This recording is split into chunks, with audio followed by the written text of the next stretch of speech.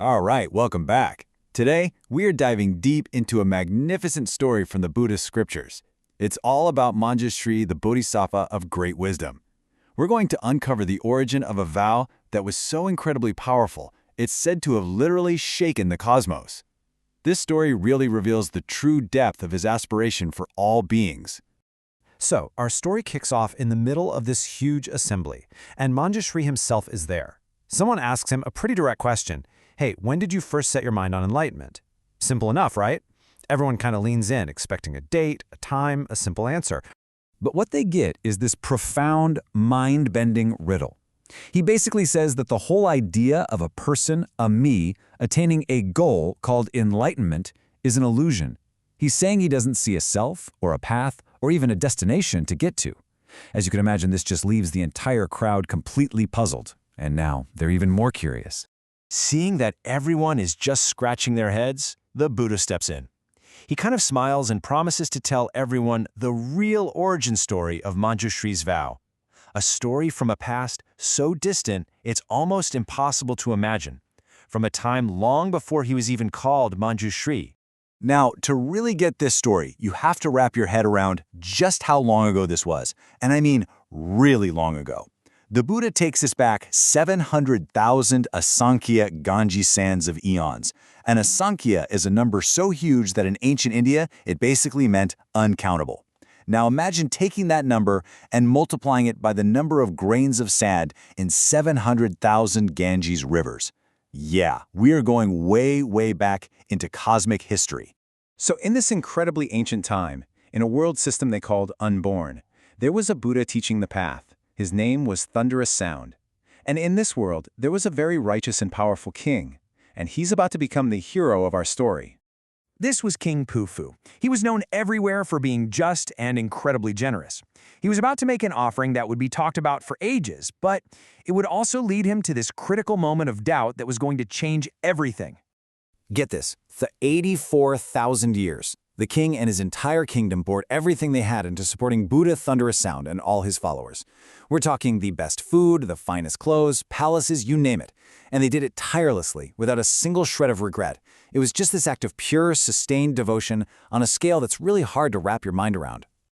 So after all of this, after 84,000 years, the king sits down and thinks, okay, I've built up all this incredible positive energy, this merit. What should I do with it? And he hesitates. He wonders, should I wish for more worldly power? Or maybe just my own personal peaceful liberation? It's right at this crucial moment of indecision that a voice booms from the heavens telling him to think bigger, much, much bigger, to go for the ultimate prize. Fired up by this celestial message, King Pufu goes straight to the Buddha Thunderous Sound. He is ready. He's about to make the single most important declaration of his life, a vow that's going to set his destiny and the destiny of countless others on a completely new path. And this is where it gets truly incredible. First, he makes a vow of just boundless compassion. He doesn't ask for a quick exit from suffering for himself. Nope. Instead, he promises to stay right here, in the messy, endless cycle of birth and death, for as long as it takes, to help every single living being find their way out. Then, he vows to walk the tough road of self-purification. He promises to learn from every Buddha he can, to make his own conduct perfect, and to get rid of every single fault. But here's the key. It's not for his own sake. It's so he can become the most trustworthy and perfect guide for everybody else. And this is the real kicker. He straight up says, I don't want to get enlightened quickly.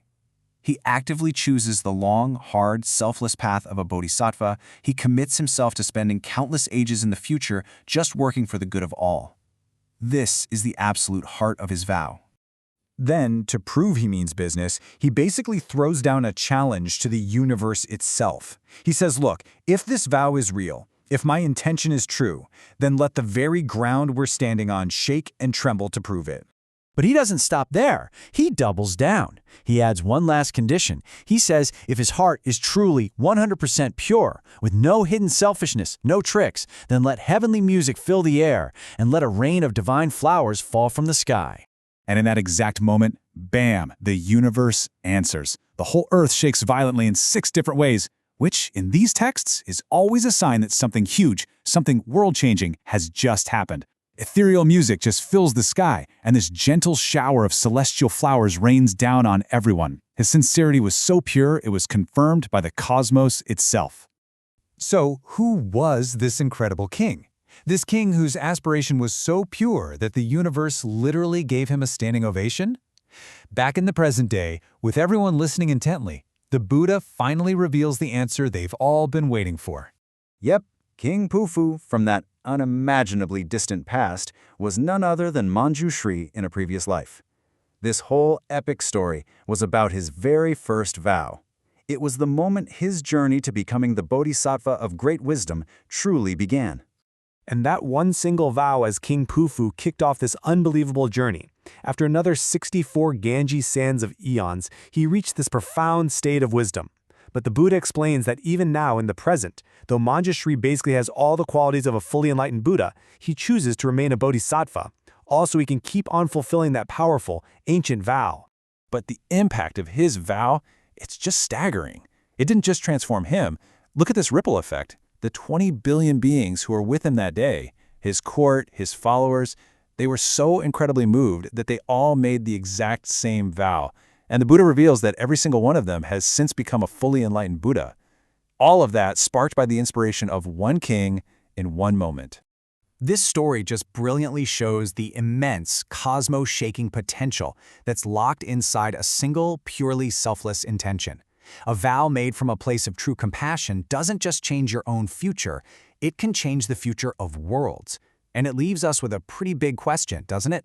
What is the true power of our own aspirations, and what could they possibly set in motion?